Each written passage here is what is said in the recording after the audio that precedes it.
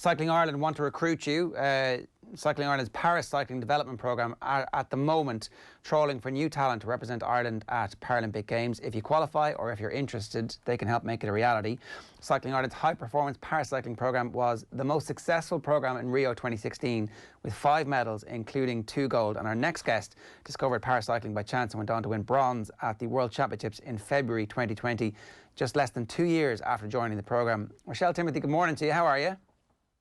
Hi, how are you? I'm good now. So your story is fairly remarkable in that you were an inter-county Gaelic footballer, but you end up having international success as a cyclist. How did you first realise that you were actually qualified to compete as a Paralympic cyclist?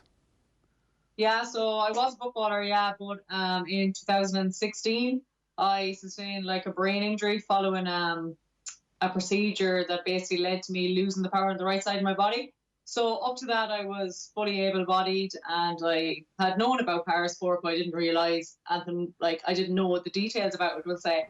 So then, following on from that, in 2017, I suppose I realised that I wasn't going to get the power back on my right side, no matter what rehabilitation I was doing or whatever. So I just got in contact, I suppose, with Cycling Ireland through my GP, who told me that you should look into parasport, like, seeing as you have an acquired brain injury, you'd qualify.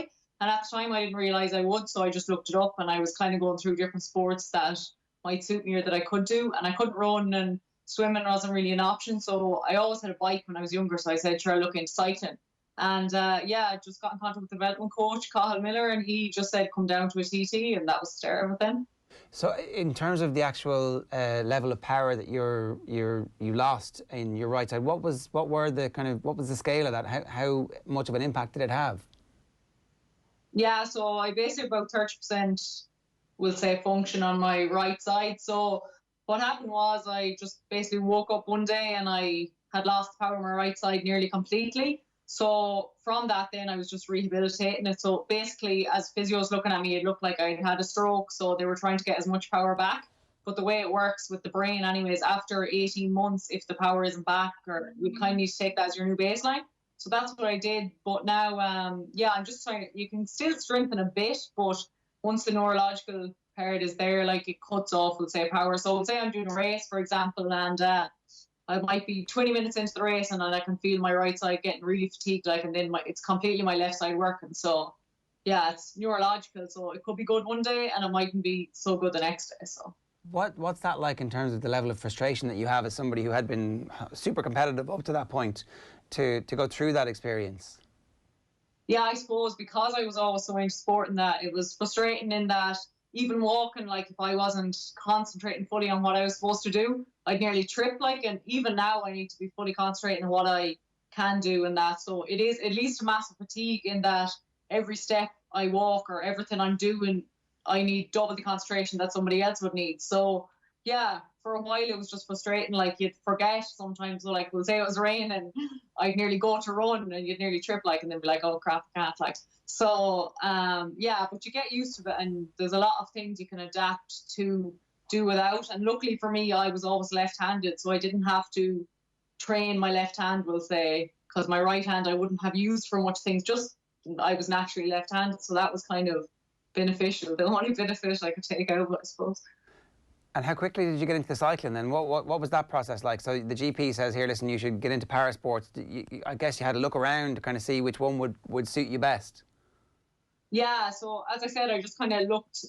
The GP said parasport, and I just looked it up, and I was going through the different sports, and I was never really a runner anyways. I would have done the running training, but I wouldn't have necessarily gone for a run. Like, even in the off season, I would have cycled.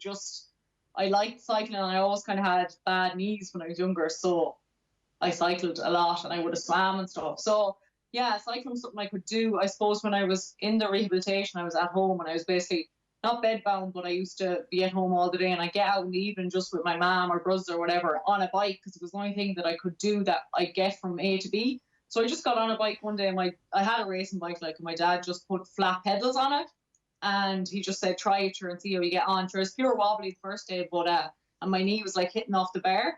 But then the more I did, the better I was, like. And yeah, I got in contact Cycling Ireland then, and they were like, straight away, a girl, yeah, that's brilliant, and a background in sport, even better. So went down to a TT then in Cork, and for the first one, I just watched what everyone was doing, and there was loads of different, we'll say, disabilities or impairments there. So it kind of opened my eyes to what parasport is all about, because I always thought parasport was just like maybe a spinal injury, visually impaired, or an amputee or something like that. Like that's where you'd see all the stories. So, and it turned out you were pretty good.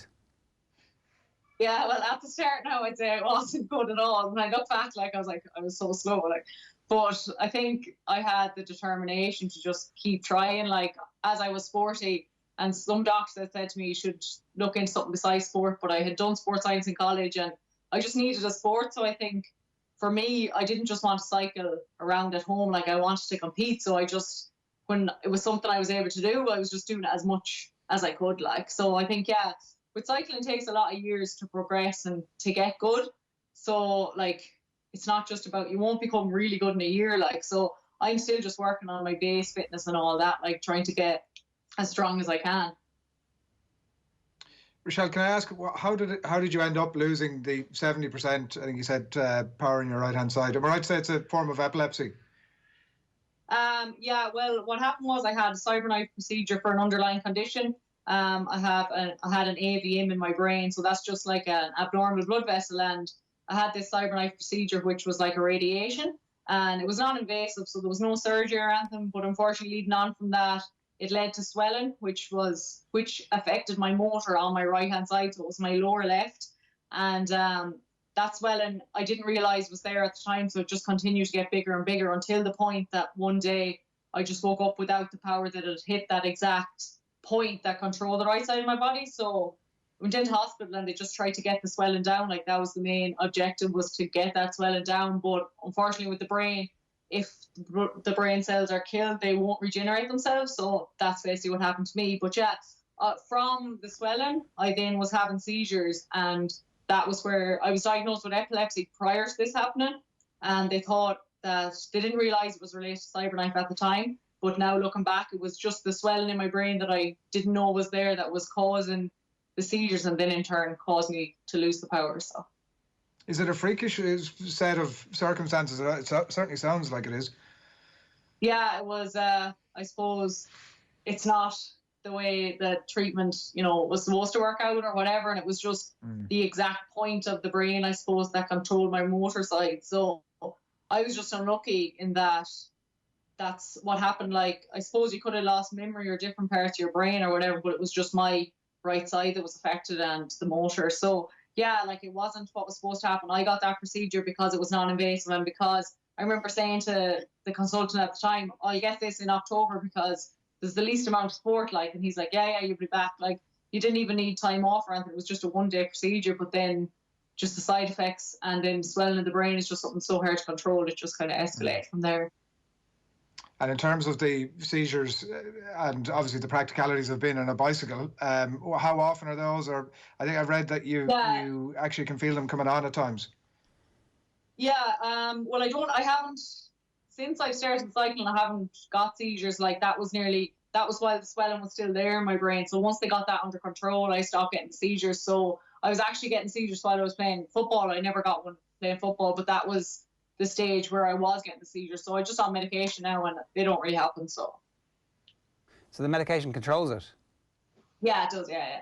Okay, right. So it's not like you're living with this kind of constant fear of this recurring. It's like they diagnosed it, found a medicine that works, and you can pretty much go about your day-to-day life. Yeah, like the epilepsy isn't affecting me at all, as in, I know, like, some people don't know why they have epilepsy or whatever. Mine was caused by the swelling. So once they got that under control, it kind of, the seizure stopped, But obviously I need to stay on the medication just to make sure and that. But I haven't had one in about 3 years, so. So you were an inter-county footballer with Roscommon. You go from that to going to a TT to kind of see what it's like. At what point do you realise that you're going to be super competitive in this and actually take it to an elite international level?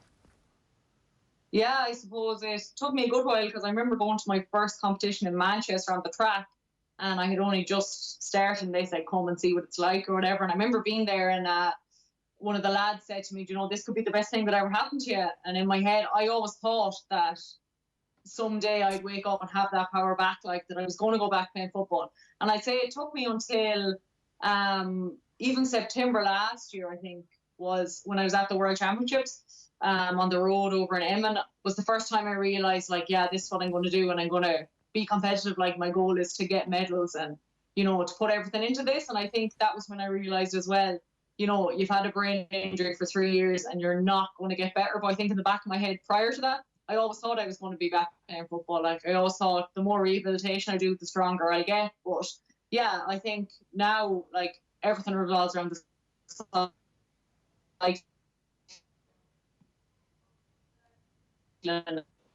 Just having a bit of difficulty with Rochelle's line there. We might try and get that back. We're talking with Richael Timothy, who, as you heard, is a former Roscommon Gaelic footballer who is now an elite cyclist at World Championship level, has stood on the podium, and I kind of wanted to just chat with Rochelle about that, and if we can get her back, we will. So there's a picture of Rochelle in action in her Ireland singlet, and it's an absolutely remarkable story where you wake up one day with a brain injury and end up representing Ireland. So Rochelle, you were just talking about the World Championships there and kind of coming to the realisation that this was what your future was going to be, and you end up on the podium. Yeah, so this year I won bronze in the scratch race at the Track World Championships.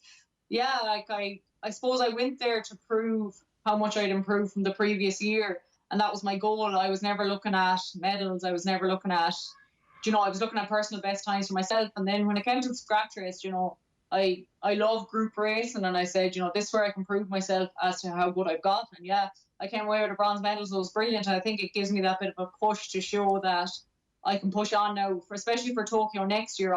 As a new athlete, I have another year to progress and another year to get stronger. So yeah, I'm just looking forward to getting more training in and hopefully getting fitter. What's a scratch race? Sorry, what do you actually do in that? Yeah, the scratch race, it's on the track, so it's a group race. So it's over 10 kilometres. So it's a bunch. So most other track events are like timed and you're on your own on the track or whatever, but this is a bunch. So it's just 10 kilometres and the first over the line wins. So that's the velodrome. That must be pretty scary. Yeah, like I remember the first time I was on a velodrome, I suppose Cathal just said, don't stop pedaling, like, because the fixed gear bikes and you've no brakes or anything. And it was in Dublin in Sundrive, and that's a concrete track, and there's a slope, but it's nothing compared to. I remember going over then to Manchester, and he was like, "Don't look up," like, and it's such a slope. But I think with time, you have to be doing a certain speed to stay up on it. But with time, you just get more confident, and you don't have to be thinking about what you're doing. Like, and especially for me with neurological as well, I just need the muscle memory. So the more I do something, the less I have to think about how you do it. So like.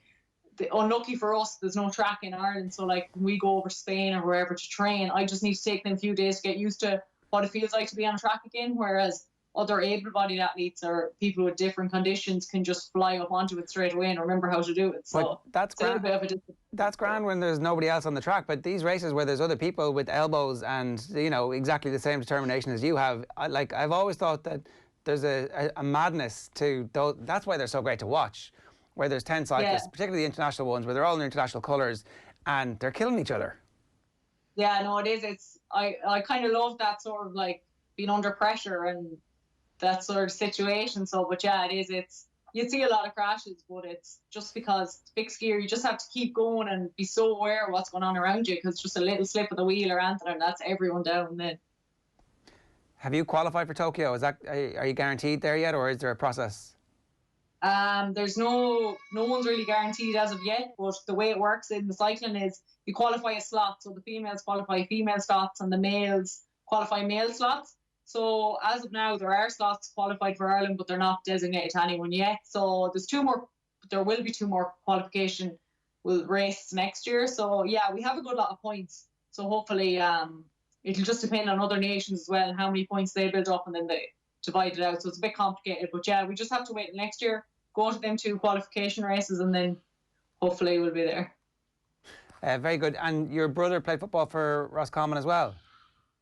Yeah, he did. Yeah, he played underage and then he played a year senior, I think. So yeah, we've always been really, really sporty family in general, just like playing football, soccer, every sport you could play. Like, so yeah, we played underage and then went up and played senior. And yeah, it's the sport, like, and the Gaelic is a big thing around here. Like, I live on the border of Roscommon and Galway, So I'd be going to matches supporting Galway because my parents would, but then they had to change and start supporting Song when we were playing. So yeah. Controversial, right? That's great. Yeah.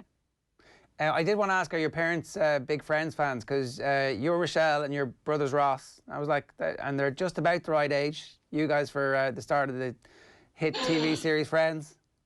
Yeah, no, I think that was just accident, I'd say. Well, listen, it's an incredible story. If anybody else out there thinks that they don't fully understand what the qualification process is to become a para-athlete, I guess you would be recommending strongly that they talk to somebody or they look up exactly what might qualify you. Yeah, absolutely. Like, as I said, I wouldn't have known, and I would have seen it as, you know, visually impaired, spinal injury or whatever. But yeah, you definitely, if you have any sort of impairment, you should look into it, because there are little things that will qualify you. For example, there's so many different classes, even in the cycling, in other sports as well, that if your upper body is affected, you'll qualify for a specific class, or if your lower body. So like if you have club foot, or some people are just missing, we'll say they might have something with their hand or their fingers or whatever, and then they go into a different classification again. So it's definitely something to look into. But it's as well for someone who might have had an accident or was sick or an illness that caused them to lose something, that they could qualify. But as well, people with like cerebral palsy and that have had it from birth, they would qualify as well. So yeah, it's definitely something we're trying to, you know, get out there, of the different type of impairments that would qualify you. And if you don't have an interest in sport, like some guys have got into it that have no background in sport at all. So it's not about being sporty before maybe something happened, or being sporty from a young age. It's definitely something you can get into without having a sporting background as well. And of course, it's not just at the elite level as well. It's about participation. It's about making sure that everybody gets an opportunity to kind of express their full physical capabilities in whatever way possible. So listen, it's an incredible story. Congratulations and best of luck, and we really hope that you end up being the one who gets to fill the designated slot for the qualified Irish women for Japan. Yeah, hopefully, yeah. Rochelle, good stuff. Thanks a million for joining us this morning. Thanks a million. Cheers. So, Richael Timothy there, who is an Irish cyclist. And as I said, if you want to check out Cycling Ireland for more details on that, you can email them if you've got any questions. Contact us at cyclingireland.ie for more information. Now, there was a survey yesterday about how much money Irish people have raised over the period of lockdown, and there was incredible generosity. There were also a bunch of incredible feats that people had decided to undertake on behalf of various charities, and there's one of those that we just wanted to highlight at the moment, where this is in aid of Kappa Kids, which is the foundation for Kappa Hospital, and it's a run from Mallinhead in Donegal to Mizenhead in Cork. So Barry Sheehan is running for the Kappa Kids, and it's the National Orthopaedic Hospital. It's a charity very close to his heart, because his son Michael was diagnosed with a condition called osteofibrous dysplasia, and without intervention his shin would break easily and was likely to deform, could have broken through the skin as well. So surgery was the only option of fixing the bone, and after the last 4 years he's had countless surgeries and related treatments.